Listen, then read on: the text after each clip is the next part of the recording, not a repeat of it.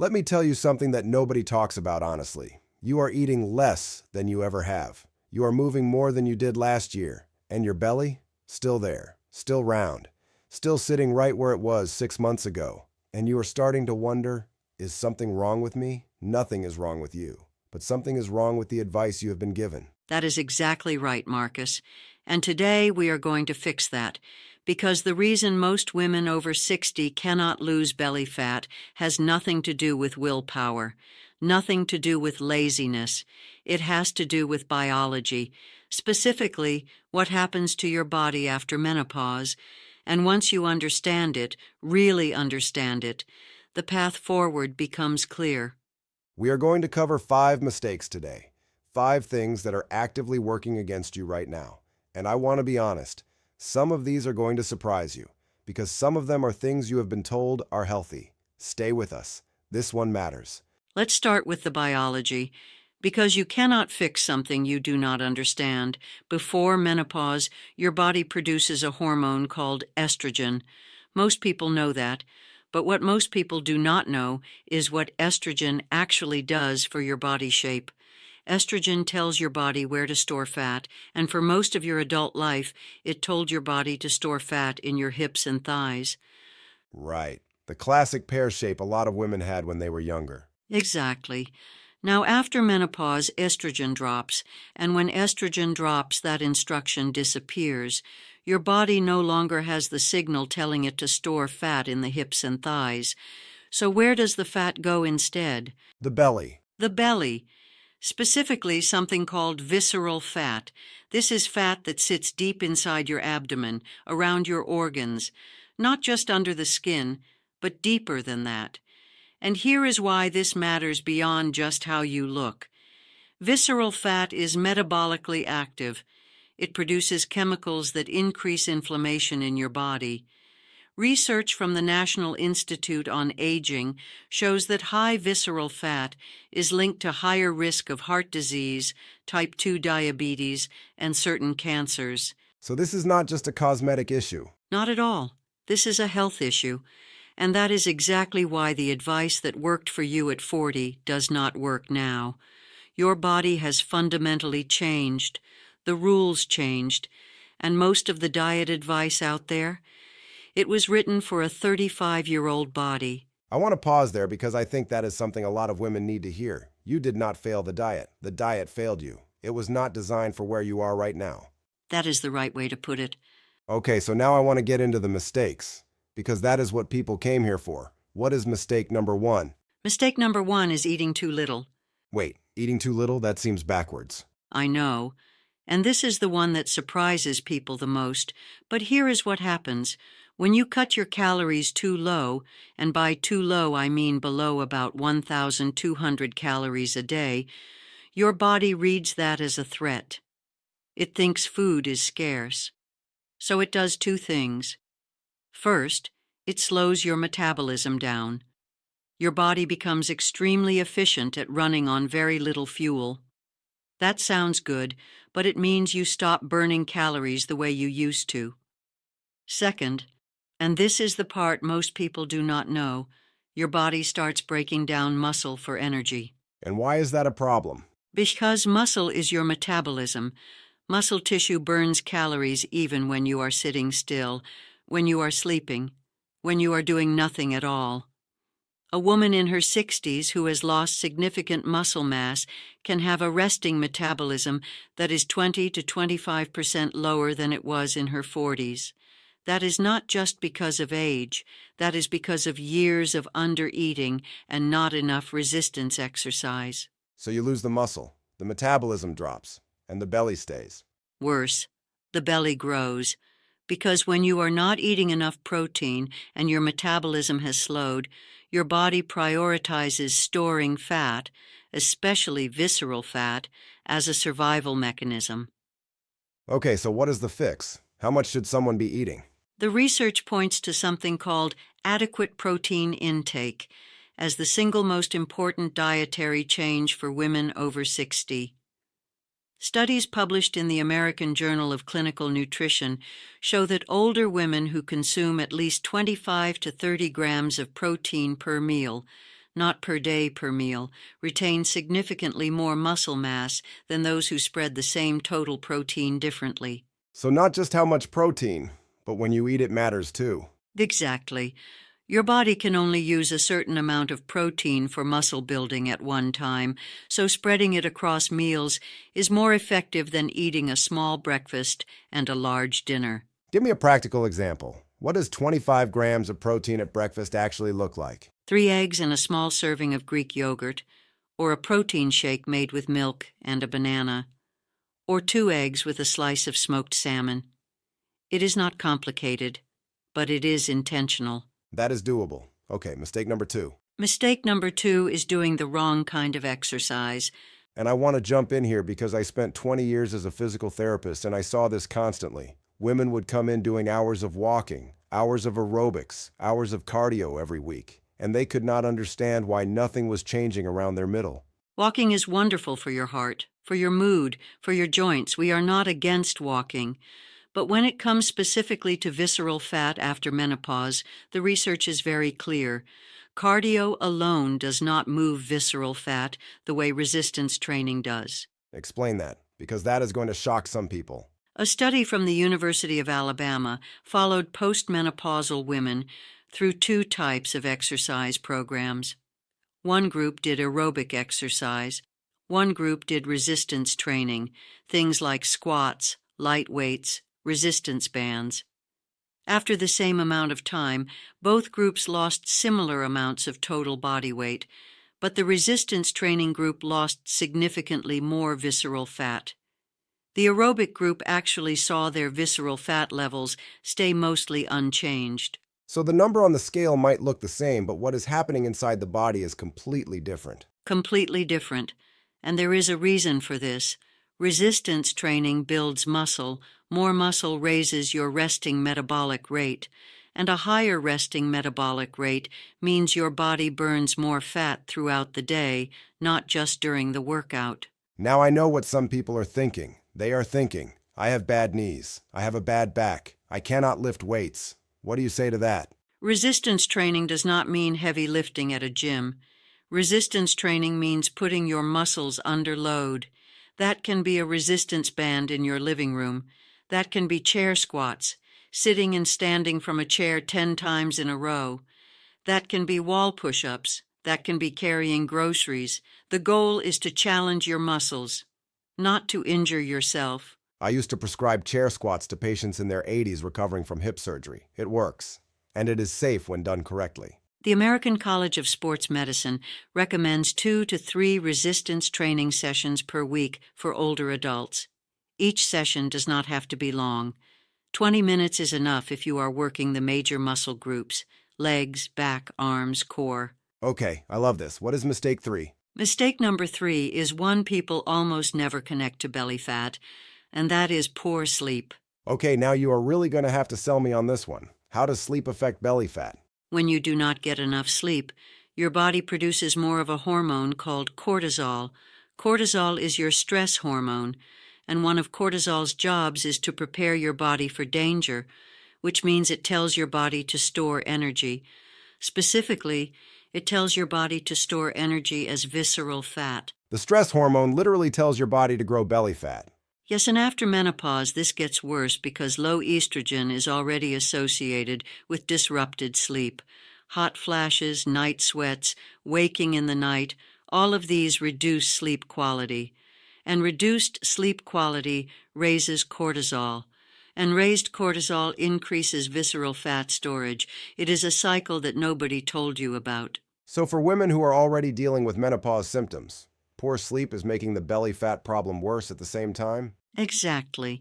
Research from the University of Chicago showed that people who slept only 5.5 hours per night lost significantly less fat than those who slept 8.5 hours, even when their calorie intake was identical.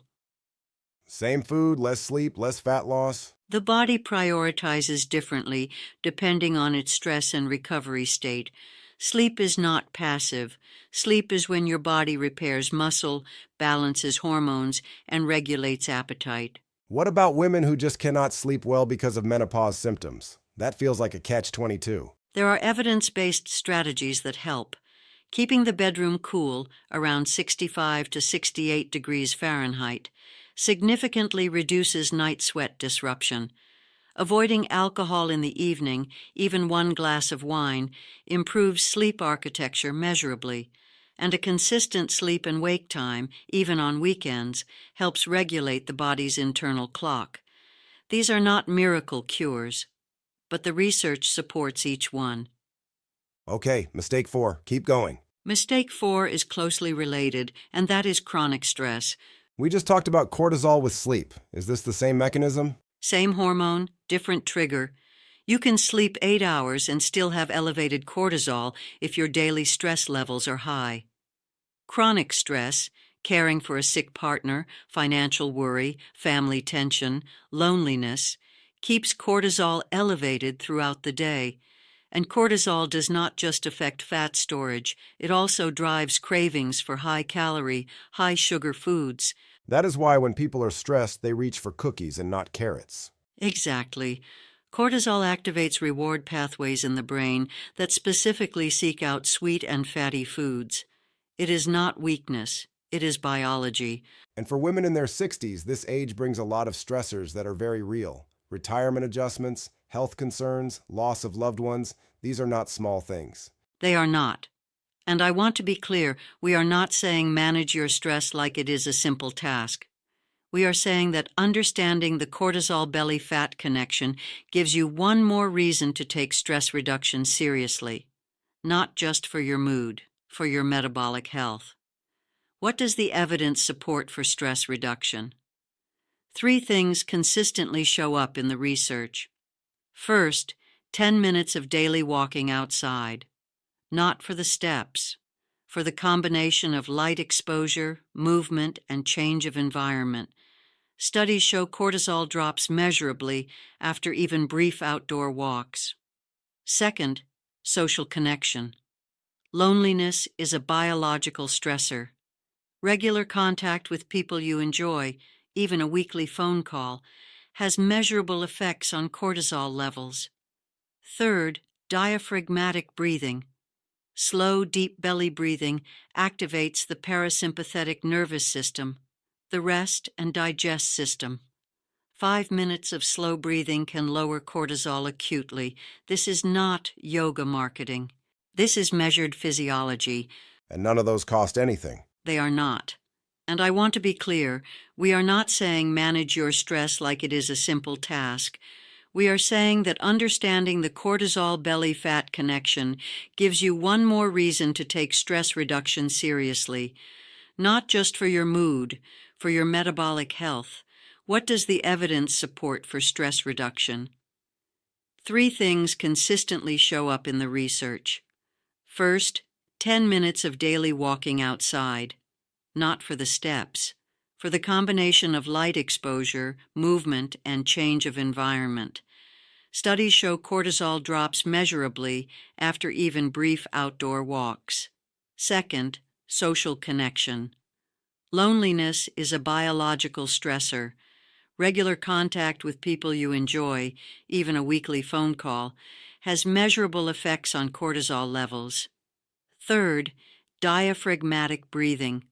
Slow, deep belly breathing activates the parasympathetic nervous system, the rest and digest system. 5 minutes of slow breathing can lower cortisol acutely. This is not yoga marketing. This is measured physiology. Okay, last one, mistake 5. Mistake 5 is one of the most damaging ones emotionally, and that is relying on the scale as your only measure of progress. Oh, I feel this one. I have had so many clients, good people, working hard, who quit because the number on the scale did not move, and they were actually making real progress. Here is what happens when you start resistance training and eating enough protein. Your body starts building muscle at the same time it is losing fat. Muscle weighs more than fat by volume, so the scale can stay the same, or even go up slightly, while your body composition is genuinely improving. And if you only look at the scale, you think you failed. And you quit, which is the worst possible outcome because you were actually on the right path. So what should people measure instead? 3 things. Waist circumference. Measure around your belly button with a soft tape measure. This is the most direct measure of visceral fat reduction. A reduction of even 1 inch over 6 weeks is significant progress, even if the scale has not moved. How your clothes fit. Your body is literally reshaping, even when weight stays the same. Pay attention to how your waistband feels, how your shirts sit, how you feel getting dressed. Energy and strength. Can you do more chair squats this week than last week? Are you less tired by 3 p.m.? These are real physiological changes that the scale cannot capture. This is something I wish more people understood. The scale is one tool. It is not the report card. And for women over 60 specifically, body composition change takes longer than it did at 40. The hormonal environment is different. The metabolism is recalibrating. But the research is clear that with consistent resistance training, adequate protein, better sleep, and managed stress, visceral fat does reduce. It just requires patience and the right metrics. Give me a realistic timeline, because people need to know what to actually expect. Research on post-menopausal women following evidence-based interventions shows meaningful reductions in visceral fat in 12 to 16 weeks, not 2 weeks. Not the 30-day promises you see on packaging, but 12 weeks of consistent effort following what we have described today. Most women see measurable changes, not just on the scale, in how they feel, how they move, and yes, eventually in the mirror too. All right, let's land this. We have covered 5 mistakes. Let's give people the 3 things they can actually start this week. Not a complete overhaul. 3 things. 3 things, here they are. Number 1, add protein to your breakfast tomorrow. You do not need to change anything else yet. Just make sure your breakfast has 25 grams of protein in it. Eggs, Greek yogurt, protein shake, whatever works for you.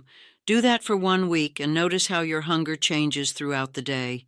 Simple, real, doable. Number 2, do 10 chair squats every single day this week. Stand up from your chair, sit back down, stand up again. 10 times. That is it to start. It takes 90 seconds. It is resistance training. Your legs are the largest muscle group in your body, and working them has the biggest metabolic effect. I like that one. No gym, no equipment, no excuses. Number 3, go to bed 30 minutes earlier than you normally do tonight, and keep your bedroom as cool as you comfortably can. Just start there. Sleep is the most underused fat loss tool for women over 60, and it costs nothing. Protein at breakfast. 10 chair squats a day. 30 minutes more sleep. That is the starting point. And if you do those 3 things consistently for 2 weeks, you will feel different. Not just look different, feel different. More energy, less afternoon hunger, stronger legs. That is the feedback loop that keeps you going. I want to say one more thing before we close out. If you have been trying to lose belly fat for years and nothing has worked, please do not take that as evidence that you cannot do it. Take it as evidence that the approach was wrong, not you. The biology we talked about today is real. The hormonal shift is real. And the fact that your old approach stopped working is not a personal failure. It is physiology. The right approach, done consistently, works. The research supports it, and you deserve to know what that approach actually is. That is exactly right. And we will keep bringing you the research, clearly, honestly, and without the noise. If this episode helped you, please share it with someone who needs to hear it. Subscribe if you have not already, and check the description.